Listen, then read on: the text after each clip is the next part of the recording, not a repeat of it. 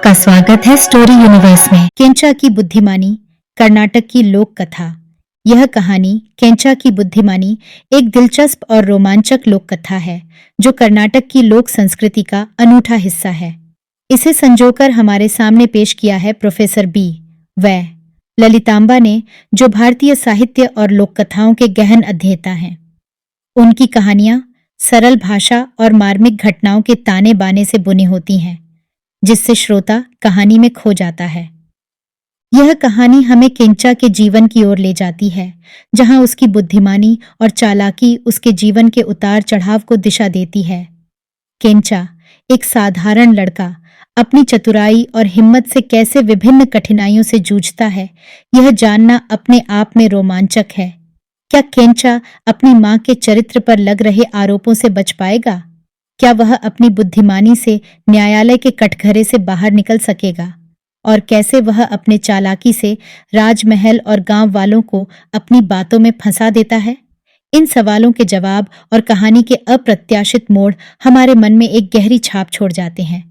यह कहानी सिर्फ मनोरंजन नहीं है, बल्कि जीवन के कई महत्वपूर्ण पहलुओं को सरलता से समझाने का प्रयास करती है, जैसे कि समाज की नैतिकता, सत्य और साहस की आवश्यकता। कहानी सुनते सुनते आप खुद को केंचा के साथ उसकी यात्रा पर चलते हुए महसूस करेंगे, जो आपको हंसाएगी भी और सोचने पर मजबूर भी करेगी। तो चलिए शुरू करते हैं। एक शहर में एक लड़का रहता था। उसका नाम था केंचा। वह अपनी मां के साथ रहता था। उसका बाप कई साल पहले गुजर गया था। इसी तरह दिन बीत रहे थे।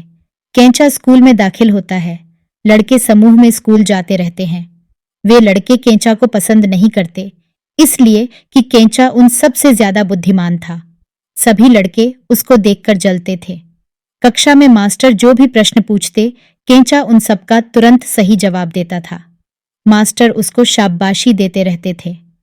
एक दिन ऐसा होता है कि बाकी लड़के केंचा की हंसी उड़ा रहे थे। कह रहे थे कि केंचा की मां का किसी पराये इंसान के साथ रिश्ता है।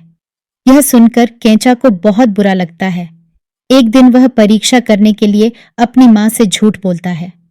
मां से कहता है कि वह स्कूल जाएगा, मगर सबकी आंख बचाकर घर की अटारी पर जाकर बैठ जाता है। थोड़ी देर बाद देखता क्या है कि कोई पराया इंसान घर आता है। उसकी मां के साथ राजी खुशी चलती रहती है। यह देख केंचा को खूब गुस्सा चढ़ता है, मगर उसके हाथ में कुछ नहीं था। वह कुछ भी करने की स्थिति में नहीं था। मां का चरित्र इस तरह का था। उधर लड़के उनके बारे में बहुत हल्के तरीके से बात करते। ये सब केंचा के लिए असहनीय था। इस वजह से वह शहर छोड़ने का मन बना लेता है। वह चलता रहता है। तभी रास्ते में उसे एक ग्राम मुखिया मिलता है। वह उससे कहता है, रे बालक, गाय को इस तरफ भगाओ। केंचा सुनता है, सोचता है, मेरे ग्रह नक्षत्र ठीक नहीं, इसलिए मैं उसे नहीं भगाऊंगा। वह इंसान कहता है, ग्रह गति क्या चीज होती है? एक ऊपर पर फेंका केंचा उसकी बात मानकर गाय पर पत्थर फेंकता है।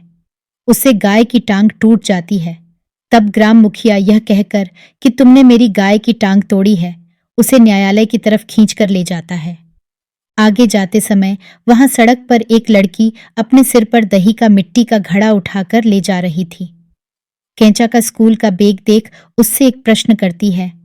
आगे गर्म होता है, पीछे ठंडा होता है, बता वह क्या है? तब केंचा अपने अज्ञान को बताता है। कहता है, मुझे इसकी जानकारी नहीं है। वह लड़की केंचा को छेड़ती है। तेरे स्कूल की पढ़ाई का यही नतीजा निकला है? क्या फायदा, तू तो बुद्धू है। यह सुनकर केंचा चिढ़ जाता है। वह सोचता है, मुझे बुद्धू कहती है, मैं दूंगा इसके प्रश्न का जवाब। वह लड़की को सूर्य के सामने की तरफ खड़े होने को कहकर पीछे की तरफ से दही की हांडी पर इशारा कर पत्थर फेंकता है। इससे घड़ा फूट जाता है। दही लड़की की पीठ पर झरता है। आगे की तरफ यह गर्मी की वजह से गर्म होता है। केंचा कहता है, तुम्हारे प्रश्न का यही उत्तर है। तब लड़की यह कहकर हल्ला मचाती है कि इस लड़के ने दही का मेरा घड़ा फोड़ दिया। इस तरह वह लड़की भी केंचा को कोर्ट ले जाने लगती है। इस तरह वे लोग आगे बढ़ते रहते हैं। अभी शहर पहुंचने में काफी समय लग सकता था। तब संध्या का समय होता है। तीनों लोग रास्ते पर एक गांव में ठहर जाते हैं। उस गांव में एक बुढ़िया रहती थी। ये लोग वहीं पर खाना, नाश्ता पानी कर लेते हैं। तब वह बुढ़िया एक प्रश्न आगे रखती है, बेटा, आंजनेय ने लंका नगर किस तरह जलाया? जवाब में रामायण की कहानी कहकर लंका दहन की रीति का वर्णन करता है, मगर बुढ़िया इस जवाब से खुश नहीं होती। वह कहती है, बेटा, मुझे भी यह कहानी मालूम है, इसलिए इस जवाब से कोई फायदा नहीं। तू यह दिखा कि उसने किस तरह लंका को जलाया। तब केंचा ने कहा, दादी, मैं तुम्हें दिखाकर बताऊंगा कि किस तरह हनुमान ने लंका को जलाया।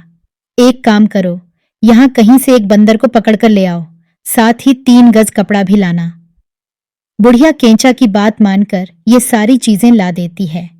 केंचा बंदर को पकड़कर उसकी पूंछ में 3 गज कपड़ा गोल गोल बांधकर उस पर दियासलाई की डिबिया से सलाई निकालकर आग पैदा कर उसे जला देता है।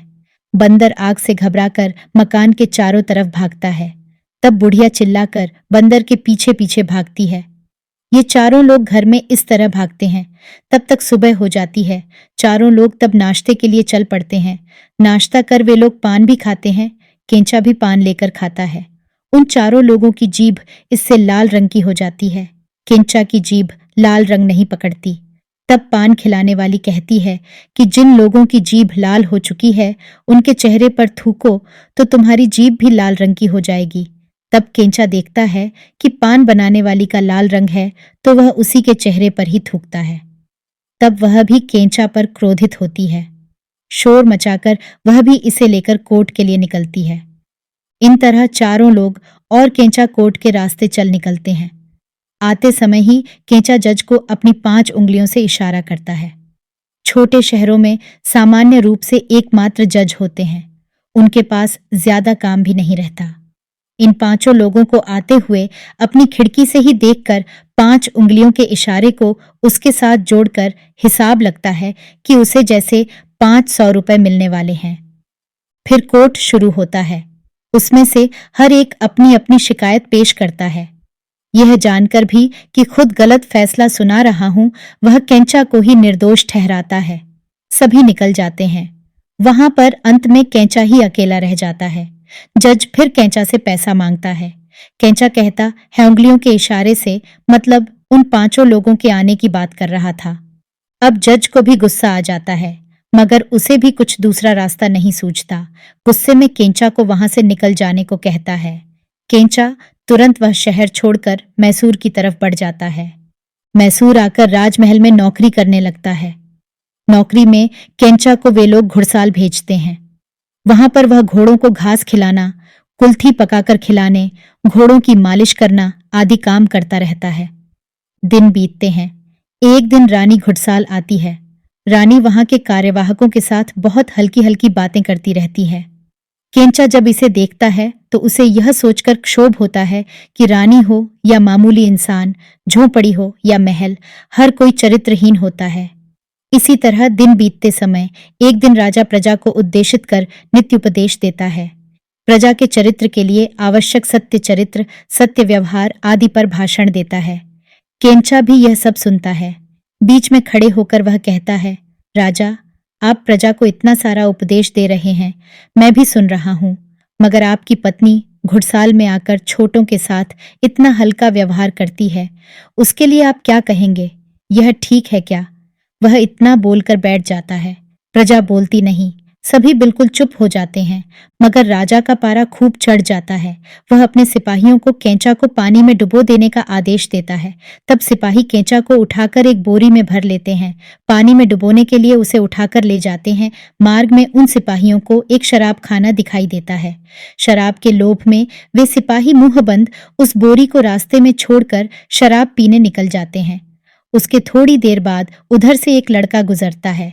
वह चुपचाप नहीं आता, गाना गाता हुआ आता है। वह आवाज सुनकर केंचा एक ड्रामा शुरू करता है। राजा की बेटी से मैं शादी नहीं करता, मैं राजा की बेटी से शादी नहीं करता, कहना शुरू कर देता है। यह सुनकर वह लड़का पहले यह सोचता है, यह बोरी के अंदर से कैसी आवाज आ रही है। फिर वह पूछता है, तुम कौन हो, कहाँ हो और क्या कह रहे हो कि तुम राजा की बेटी से शादी नहीं करना चाहते? ठीक है, तुम राजकुमारी से शादी नहीं करना चाहते हो तो मैं उससे शादी करूंगा, कहकर वह बोरी का मुंह खोलता है। तब केंचा बोरी से बाहर निकलता है और सिपाहियों से बच निकलने के लिए वह उस लड़के को ही बोरी में बंद कर खुद भाग निकलता है। थोड़ी देर में सिपाही खूब शराब पीकर धुत्त होकर लौटते हैं। उस नशे में बोरी को उठाकर कुएं के पास जाते हैं।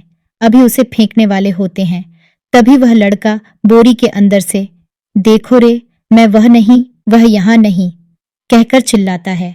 शराब के नशे में सिपाही उसकी बात का मतलब नहीं समझ पाते। वह उस लड़के वाली बोरी को ही कुएं में फेंककर मैसूर के राजमहल लौटते हैं। इन सैनिकों के पहुंचने से पहले केंचा वहां पहुंच जाता है। तब राजा उन सैनिकों को दंडित कर दूसरे सैनिकों को आदेश देता है। राजा सैनिकों को केंचा का सिर फोड़ने का आदेश देता है। तब दूसरे सैनिक केंचा को पकड़कर उसका सिर फोड़ने के लिए काफी दूर ले जाते हैं। वहां वे एक इंसान के समाने लायक गड्ढा खोदते हैं। उसमें केंचा को उतारकर उसके कंधों तक मिट्टी भरते हैं। वे सिपाही लोग भी यह सोचकर कि शराब पीने के बाद केंचा का सिर फोड़ेंगे, शराब पीने निकलते हैं। उस जगह पर थोड़ी देर बाद एक कुबड़ा बूढ़ा आता है। गले तक मिट्टी में धन से केंचा को देखकर वह बूढ़ा, इस तरह तुम मिट्टी में ढसकर क्यों बैठे हो? तब केंचा जवाब देता है कि मैं यहाँ गड्ढा खुदवाकर मिट्टी में ढसकर बैठा हूं, क्योंकि मेरी भी कमर तुम्हारी तरह झुकी हुई थी। अब इस उपचार के बाद मेरा कुबड़ हवा हो जाएगा। बूढ़ा केंचा की बातों पर विश्वास कर कहता है, मुझे भी अपनी तरह मिट्टी में गाड़ दो, मुझे भी अपना कुबड़ दूर करना है। केंचा कहता है, मुझे बाहर निकाल दो तो मैं यही उपचार तुम्हारा भी करूंगा। खुद मिट्टी से बाहर निकलकर केंचा अब उस बूढ़े को अपनी जगह गाड़ देता है। केंचा उसको उस हालत में छोड़कर निकल जाता है। उसके थोड़ी देर बाद सिपाही शराब पीकर लौटते हैं। देखे बिना बूढ़े के सिर पर हथौड़ा मारते हैं। इस बार केंचा राजमहल न जाकर एक हाट की तरफ बढ़ता है। वहां पर एक बुढ़िया पेड़े, मंगोड़ी, भजिया आदि वस्तुएं बेच रही है। केंचा वहां पर जाता है। केंचा से बुढ़िया पूछती है कि तुम्हारा नाम क्या है? केंचा जवाब में कहता है, दे सकता हूं। इतना कहकर उसकी दुकान की सभी वस्तुएं उठाकर खाता है। उसे पैसा नहीं देता, चला जाता है। बुढ़िया धोखेबाज कहकर चिल्लाने लगती है, फिर कहती है, दे सकता हूं। कहने वाला चला गया। बुढ़िया अपनी पोती से कहती है, वह दे सकता हूं वाला चला गया। पोती किसी तरह दादी को शांत करने की कोशिश कर थक जाती है। इस तरह केंचा बचा सारा नाश्ता उठाकर एक तालाब के पास पहुंचता है। वहां पर कुछ धोबी अपने साथ एक बच्चे को बिठाकर कपड़े धो रहे हैं। वे कपड़े और किसी के नहीं, राजमहल के थे। धोबियों का बच्चा नाश्ते को देखकर हट करने लगता है कि वह नाश्ता उसे चाहिए।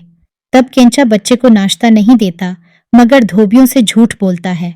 कहता है, पीछे की तरफ थोड़ी दूर जाने पर वहां नाश्ते की बारिश हो रही है, मैं यह नाश्ता वहीं से ले आया हूं। वे धोबी राजा के कपड़े साफ कर रहे थे। उन्हें दूर भेजकर वह राजा के कपड़े पहनकर निकलता है। केंचा इस वेशभूषा के साथ आगे बढ़ रहा था, तभी वहां पर एक कुलकर्णी लोगों से कर वसूल कर उसे खजाने में जमा कराने के उद्देश्य से जा रहा था।